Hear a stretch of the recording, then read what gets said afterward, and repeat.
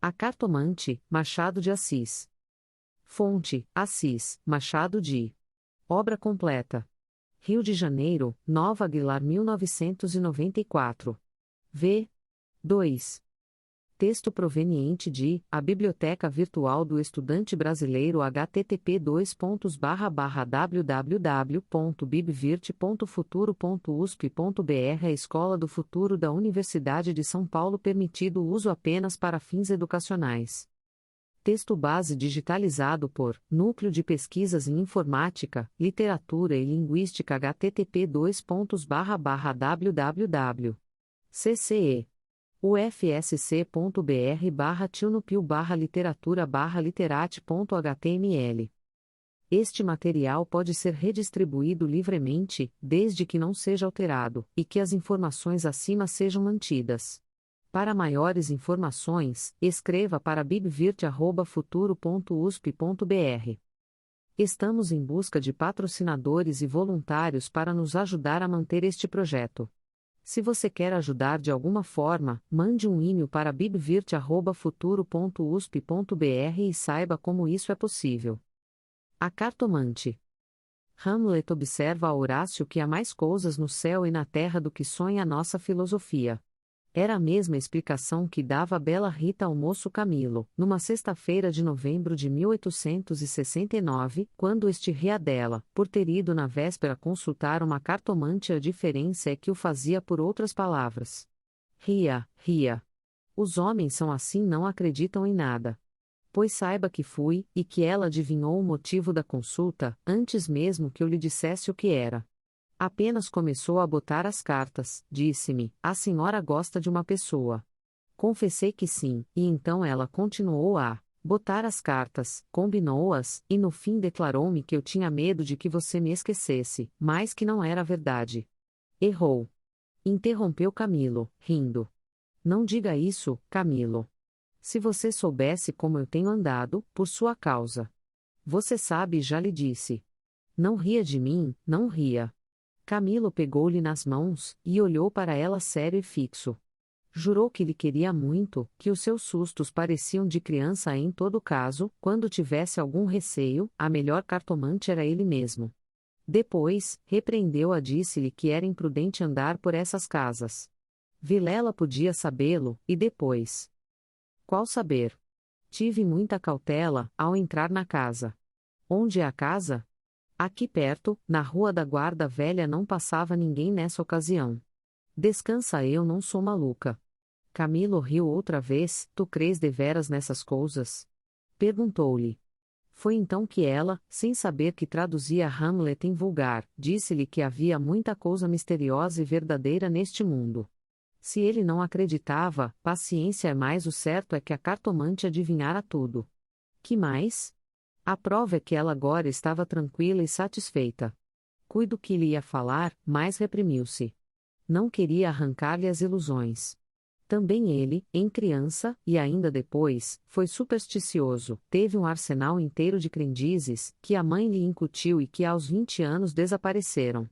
No dia em que deixou cair toda essa vegetação parasita, e ficou só o tronco da religião, ele, como tivesse recebido da mãe ambos os ensinos, envolveu-os na mesma dúvida, e logo depois em uma só negação total. Camilo não acreditava em nada. Por quê? Não poderia dizê-lo, não possuía um só argumento, limitava-se a negar tudo. E digo mal, porque negar é ainda afirmar, e ele não formulava a incredulidade diante do mistério, contentou-se em levantar os ombros, e foi andando. Separaram-se contentes, ele ainda mais que ela. Rita estava certa de ser amada a Camilo, não só o estava, mas via estremecer e arriscar-se por ele, correr às cartomantes, e, por mais que a repreendesse, não podia deixar de sentir-se lisonjeado. A casa do encontro era na antiga Rua dos Barbonos, onde morava uma comprovinciana de Rita. Esta desceu pela Rua das Mangueiras, na direção de Botafogo, onde residia Camilo. Desceu pela da Guarda Velha, olhando de passagem para a casa da cartomante. Vilela, Camilo e Rita, 3 nomes, uma aventura e nenhuma explicação das origens. Vamos a ela. Os 2 primeiros eram amigos de infância. Vilela seguiu a carreira de magistrado. Camilo entrou no funcionalismo, contra a vontade do pai, que queria vê-lo médico, mas o pai morreu, e Camilo preferiu não ser nada, até que a mãe lhe arranjou um emprego público. No princípio de 1869, voltou Vilela da província, onde casara com uma dama formosa e tonta, abandonou a magistratura e veio abrir banca de advogado. Camilo arranjou-lhe casa para os lados de Botafogo, e foi a bordo recebê-lo. É o senhor! Exclamou Rita, estendendo-lhe a mão. Não imagina como meu marido é seu amigo, falava sempre do senhor. Camilo e Vilela olharam-se com ternura. Eram amigos deveras. Depois, Camilo confessou de si para si que a mulher do Vilela não desmentia as cartas do marido. Realmente, era graciosa e viva nos gestos, olhos cálidos, boca fina e interrogativa. Era um pouco mais velha que ambos, contava 30 anos, Vilela 29 e Camilo 26. Entretanto, o porte grave de Vilela fazia-o parecer mais velho que a mulher, enquanto Camilo era um ingênuo na vida moral e prática. Faltava-lhe tanto a ação do tempo, como os óculos de cristal, que a natureza põe no berço de alguns para adiantar os anos. Nem experiência, nem intuição. Uniram-se os três. Convivência trouxe intimidade. Pouco depois morreu a mãe de Camilo, e nesse desastre, que o foi, os dois mostraram-se grandes amigos dele. Vilela cuidou do enterro, dos sufrágios e do inventário. Rita tratou especialmente do coração, e ninguém o faria melhor. Como daí chegaram ao amor, não o soube ele nunca. A verdade é que gostava de passar as horas ao lado dela, era sua enfermeira moral, quase uma irmã, mas principalmente era mulher e bonita. Odor de femina, eis o que lhe aspirava nela, e em volta dela, para incorporá-lo em si próprio. Liam os mesmos livros, iam juntos a teatros e passeios. Camilo ensinou-lhe as damas e o xadrez e jogavam às noites, ela mal, ele, para lhe ser agradável, pouco menos mal. Até aí as coisas. Agora a ação da pessoa, os olhos teimosos de Rita, que procuravam muita vez os dele, que os consultavam antes de o fazer ao marido, as mãos frias, as atitudes insólitas. Um dia, fazendo ele anos, recebeu de Vilela uma rica bengala de presente, de Rita apenas um cartão com um vulgar cumprimento a lápis, e foi então que ele pôde ler no próprio coração, não conseguia arrancar os olhos do bilhetinho. Palavras vulgares mais a vulgaridade sublimes, ou, pelo menos, deleitosas. A velha caleça de praça, em que pela primeira vez passeaste com a mulher amada, fechadinhos ambos, vale o carro de Apolo. Assim é o homem, assim são as coisas que o cercam. Camilo quis sinceramente fugir, mas já não pode. Rita, como uma serpente, foi-se acercando dele, envolveu todo, fez-lhe estalar os ossos num espasmo, e pingou-lhe o veneno na boca. Ele ficou atordoado e subjugado. Vexame, sustos, remorsos, desejos, tudo sentiu de mistura, mas a batalha foi curta e a vitória delirante. Adeus, escrúpulos. Não tardou que o sapato se acomodasse ao pé, e aí foram ambos, estrada fora, braços dados, pisando folgadamente por cima de ervas e pedregulhos, sem padecer nada mais que algumas saudades, quando estavam ausentes um do outro.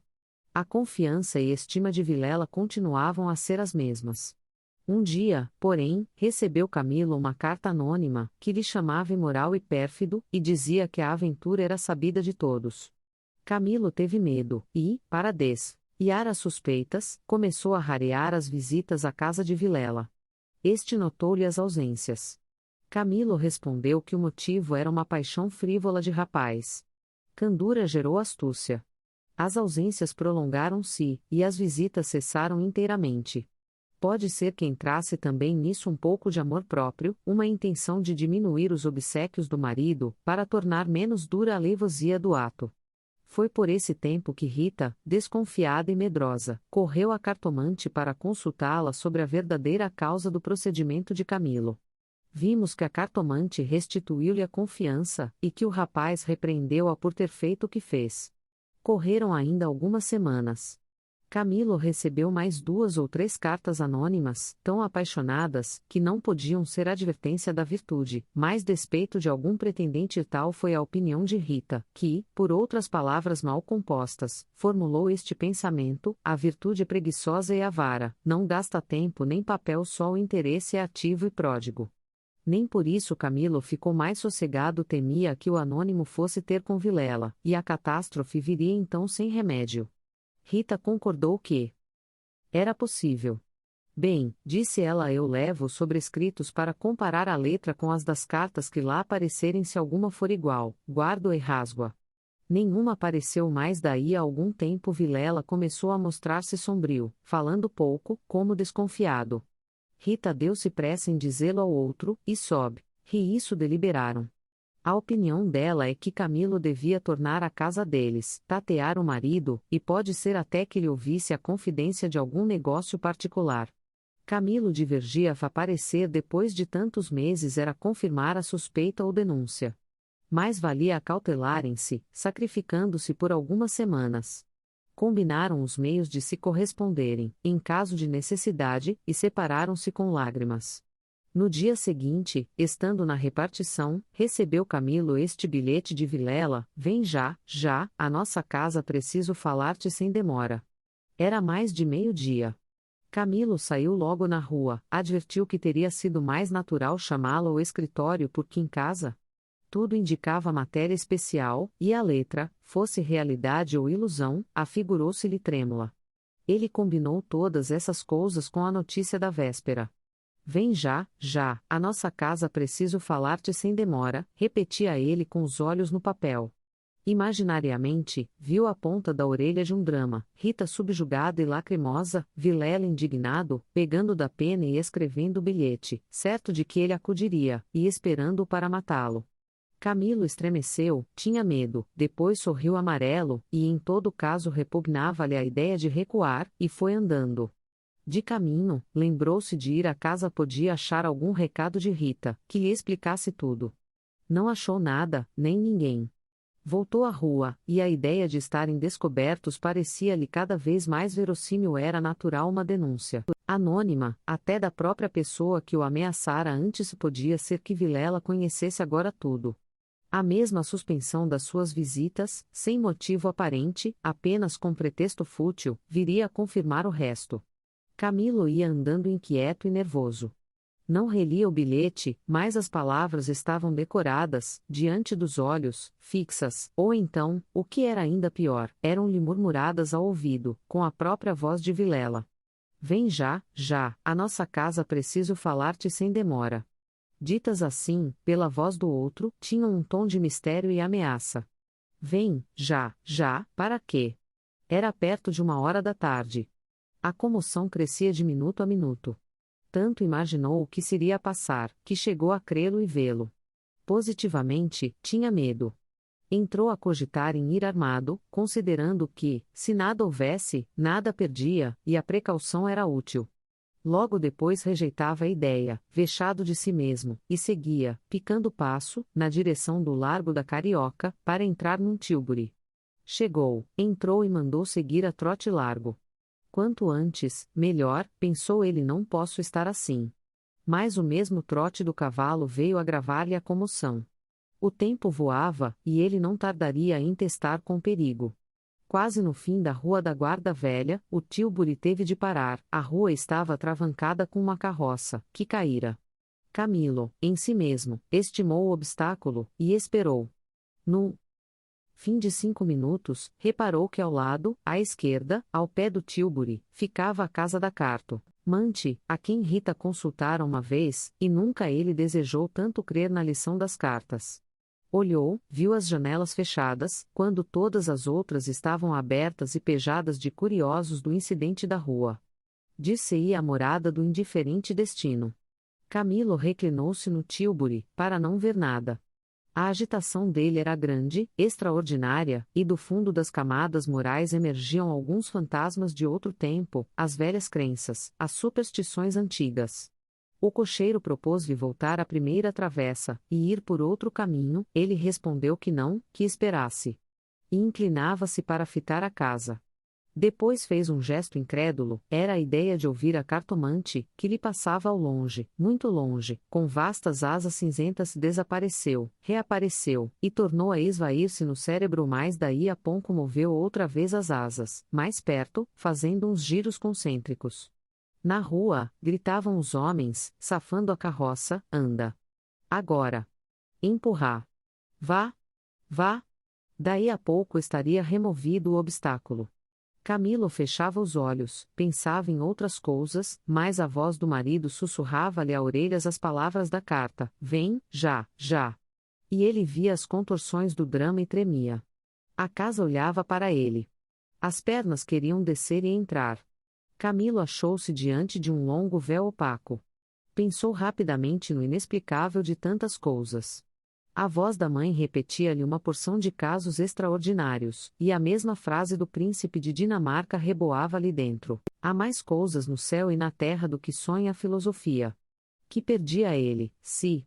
Deu por si na calçada, ao pé da porta, disse ao cocheiro que esperasse, e rápido enfiou pelo corredor, e subiu a escada. A luz era pouca, os degraus comidos dos pés, o corrimão pegajoso, mas ele não viu nem sentiu nada. Trepou e bateu.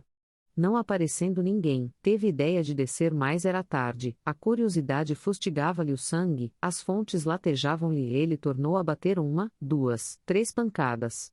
Veio uma mulher vera cartomante. Camilo disse que ia consultá-la, ela fê-lo entrar.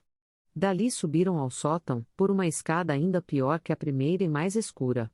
Em cima, havia uma salinha, mal alumiada por uma janela, que dava para o telhado dos fundos. Velhos trastes, paredes sombrias, um ar de pobreza, que antes aumentava do que destruía o prestígio. A cartomante fê-lo sentar diante da mesa, e sentou-se do lado oposto, com as costas para a janela, de maneira que a pouca luz de fora batia em cheio no rosto de Camilo. Abriu uma gaveta e tirou um baralho de cartas compridas e enxovalhadas. Enquanto as baralhava, rapidamente, olhava para ele, não de rosto, mas por baixo dos olhos. Era uma mulher de 40 anos, italiana, morena e magra, com grandes olhos sonsos e agudos. Voltou 3 cartas sobre a mesa, e disse-lhe: vejamos primeiro o que é que o traz aqui. O senhor tem um grande susto. Camilo, maravilhado, fez um gesto afirmativo.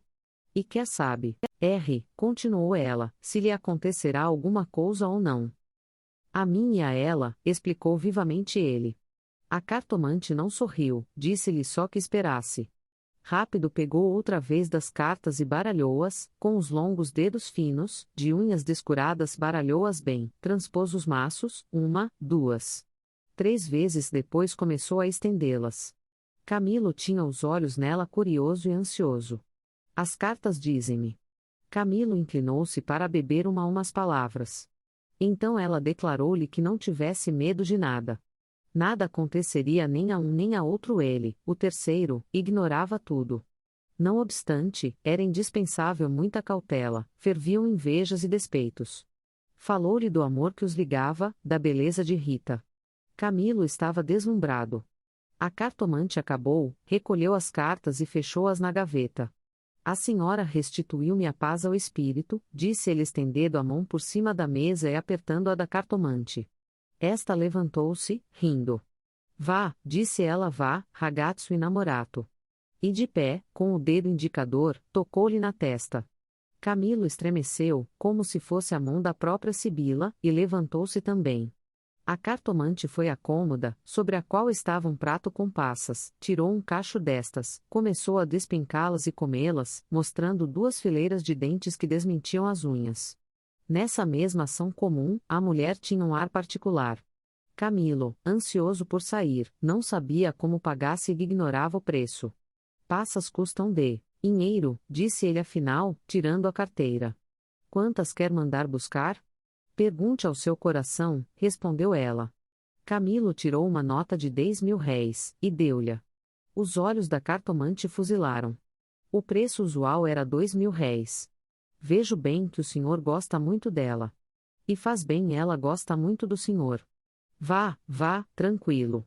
Olha a escada, é escura, põe o chapéu. A cartomante tinha já guardado a nota na algibeira, e descia com ele, falando, com um leve sotaque. Camilo despediu-se dela embaixo, e desceu a escada que levava à rua, enquanto a cartomante, alegre com a paga, tornava acima, cantarolando uma barcarola. Camilo achou o Tilbury esperando, a rua estava livre. Entrou e seguiu a trote largo. Tudo lhe parecia agora melhor, as outras coisas traziam outro aspecto, o céu estava límpido e as caras joviais. Chegou a rir dos seus receios, que chamou pueris, recordou os termos da carta de Vilela e reconheceu que eram íntimos e familiares. Onde é que ele lhe descobrira a ameaça? Advertiu também que eram urgentes, e que fizera mal em demorar-se tanto, podia ser algum negócio grave e gravíssimo. Vamos, vamos depressa, repetia ele ao cocheiro. E consigo, para explicar a demora ao amigo, engenhou qualquer coisa. Parece que formou também o plano de aproveitar o incidente para tornar a antiga assiduidade. De volta com os planos, reboavam-lhe na alma as palavras da cartomante.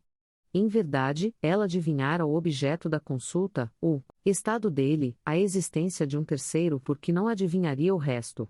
O presente que se ignora vale o futuro. Era assim, lentas e contínuas, que as velhas crenças do rapaz iam tornando ao de cima, e o mistério empolgava-o com as unhas de ferro.